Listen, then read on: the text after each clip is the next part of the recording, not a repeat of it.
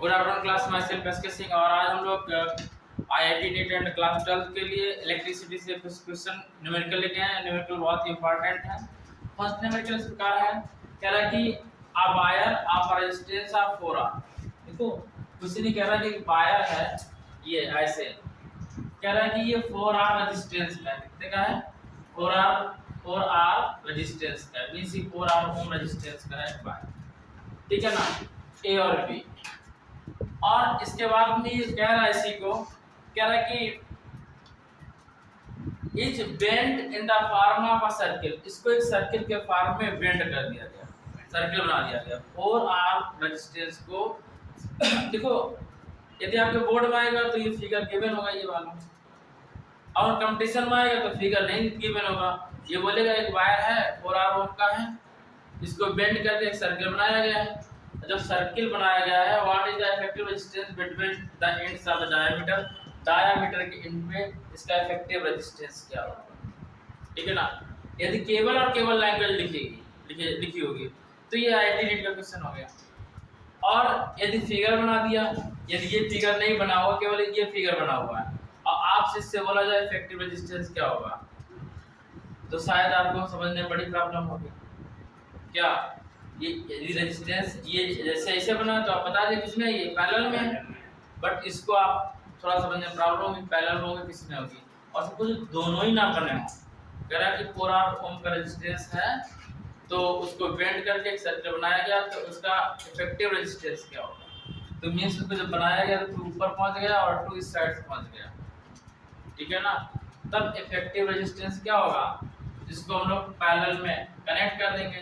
तो 1/R dash equal 1/R1 plus 1/R2, 1/R dash equal 1/2R plus 1/2R। जब इसमें LCM लेंगे 1/R dash equal कितना आएगा 2R, और यहाँ पे आएगा 1 प्लस 1, है ना, क्योंकि सेम है। तो 1/R डैश इक्वल कितना आएगा 2R/2, 2/R आएगा 2/2R। ठीक है, 2 से 2 कैंसिल हुआ, R डैश इक्वल कितना जाएगा R, उल्टा कर दिया जाएगा, इसको उल्टा कर दिया गया। कैसे? 2R/2, 2 से 2 कैंसिल आउट, कितना बचेगा R ओम, कितना बचेगा R ओम। नोट करिए। नेक्स्ट क्वेश्चन है, find the value of current in the circuit. Circuit में हमें करंट की वैल्यू फाइंड करनी है, और करंट की वैल्यू फाइंड करना है कि जो पोटेंशियल पता है, पोटेंशियल यहाँ दिया गया 2 वोल्ट, पोटेंशियल कितना दिया गया 2 वोल्ट। ठीक है ना। अब कह रहा है कि इसका हमें क्या फाइंड करना है, करंट फाइंड करना है। पोटेंशियल 2 वोल्ट है, तो यहाँ पे सबसे पहले हम लोग क्या फाइंड करना है कि रेजिस्टेंस कितना होगा। V इक्वल टू I और I इक्वल टू P/I आएगा, क्या आएगा P/I। तो टोटल रेजिस्टेंस फाइंड कर लिया जाए। तो देखो इधर से कि ये दोनों किसमें कनेक्ट है, 30 ओम AC और CV किसमें कनेक्ट है, सीरीज में। क्या लिखेंगे AB and BC RN series. तो R equal R1 plus R2, capacitor इसका उल्टा होता है ना, सीरीज में उल्टा होता है 1/C equal to 1/C1 plus 1/C2, लेकिन R होता है R1 plus R2। R equal 30 plus 30, R equal R1 suppose कर लो इसको R1 डैश इक्वल कितना आएगा 60 ओम, कितना आएगा 60 ओम। अब 60 ohm and 30 Om, 60 ohm and 30 ओम किसमें पैरेलल है, RN पैरेलल। तो 1/R इक्वल, अब टोटल आ जाएगा 1/R1 डैश प्लस 1/30, 1/30। तो 1/R equal 1/R1 dash value 60 है प्लस 1/30 है। 60 30 का एलसीएम लेंगे कितना आएगा 60, 60 बचा 60, 3 बचा 60। तो 1/R इक्वल 3/60, ठीक है। तो R इक्वल 60/3, R इक्वल कितना आएगा 20 ओम, R इक्वल कितना आया 20 ओम, ठीक है ना। अभी हमें क्या फाइंड हुआ, रेजिस्टेंस फाइंड हुआ, क्या फाइंड हुआ रेजिस्टेंस। हमें फाइंड क्या करना है, हमें फाइंड करना है करंट, ठीक है ना। तो you know by ohm's law V equal IR, I equal V by R, I equal V की वैल्यू 2, R की वैल्यू 20, तो 22 से 20 लेस करेंगे तो I इक्वल 1/10 या I इक्वल कितना आएगा 0.1 एम्पियर, कितना आएगा 0.1 एम्पियर, कितना करंट पास होगा 0.1 एम्पियर। राम जी ने सही। फिर से ये कह रहा है कि determine the voltage drop across the resistor R1 में कितना वोल्टेज ड्रॉप हो रहा है, हमें ये फाइंड करना है। कह रहा है कि in the circuit given below the E equal to 60 volt potential है, वो E EMF इलेक्ट्रोमोटिव फोर्स है, ठीक है ना। 60 वोल्ट, R1 18 ओम दिया गया, R2 10 ओम, R2 10 ओम है और R4 भी 10 ओम है, R3 भी 5 ओम है। हमें R1 के बीच में हमें पोटेंशियल ड्रॉप फाइंड करना है। जैसे हम लोग कैपेसिटर पढ़े थे, कैपेसिटर में इन्हें किसमें कनेक्ट करते थे, यदि तीन होते तीनों किसमें कनेक्ट करते थे सीरीज में, दो किसमें कनेक्ट करेंगे सीरीज में। क्या लिखेंगे R3 and R4 are in series, क्या आएगा R dash equal 5 plus 10 equal 15 ohm, ठीक है ना।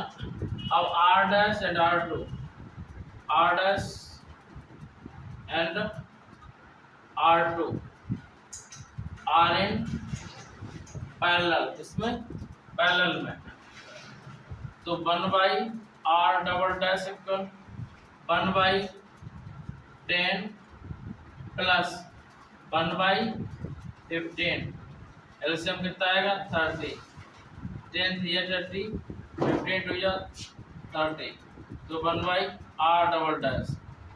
तो जब सॉल्व करेंगे R double dash equal 30/3 + 2 5, opposite कर दिया, उल्टा कर दिया आपको, तो अपान में 5, R डबल डैश इक्वल कितना आएगा 6 ओम। अब 6 ओम R डबल डैश और R1 इसमें कनेक्ट करेंगे सीरीज में, R double dash and R1 are in series, क्या आएगा R इक्वल आएगा इक्विवेलेंट रेजिस्टेंस 6 + 18, R इक्वल आएगा 18 और 6 24 ओम, कितना आएगा 24 ओम। अभी 24 ओम टोटल रेजिस्टेंस आ गया, क्या आया टोटल रेजिस्टेंस। अब हमें अगर करंट फाइंड करना है I इक्वल V/R, क्या V/R, तो I इक्वल V की वैल्यू 60/24, 4 से डिवाइड किया, I इक्वल 15 4 जा 60, 6 कर दो, 6 10 जा 60 और 6 4 जा 60, 2 से किया तो 5/2 आया, 5/2 का आप कितना आएगा 2.5 एम्पियर, ये तो करंट आया, ठीक है ना। अब हमें क्या रहा कि R1 के बिटवीन R1 के बीच कितना पोटेंशियल ड्रॉप है, इसमें R1 के बीच में क्या फाइंड करना है पोटेंशियल ड्रॉप। इधर वाला नोट किया तुम लोगों ने, तो नोट के लिए अब देखो पोटेंशियल ड्रॉप फाइंड करना है बिटवीन R1, तो हमें I मिल गया। अब पोटेंशियल ड्रॉप यहाँ पे क्या आएगा V equal IR, V equal IR equal IR, I value 2.5, R value कितनी 18, R1 में फाइंड करना है, R1 वैल्यू कितनी 18, तो V इक्वल 25 8 जा 200, 25 हो जा 100, 25 8 जा 200, 200 में 20 कैरी, तो 2.5 का 1 में 25 का 1 में क्या 25 आएगा, तो 45 आएगा और 1 डिवाइड बाइंड लगा देंगे, V इक्वल 45 वोल्ट, ये हमारा आंसर आया, ठीक है ना। पोटेंशियल ड्रॉप बिटवीन R1 में 18 ओम, ठीक है ना। और यदि आपसे पूछा जाए कि R3 में कितना है, तो R3 R4 में सेम रहेगा, क्योंकि दोनों किसमें है, सीरीज में। तो सीरीज में पोटेंशियल क्या होता है, डिफर होता है, क्या होता है, डिफर होता है। तो इसमें सेम नहीं रहेगा, इसमें डिफर होगा, इसमें डिफर होगा, ठीक है ना।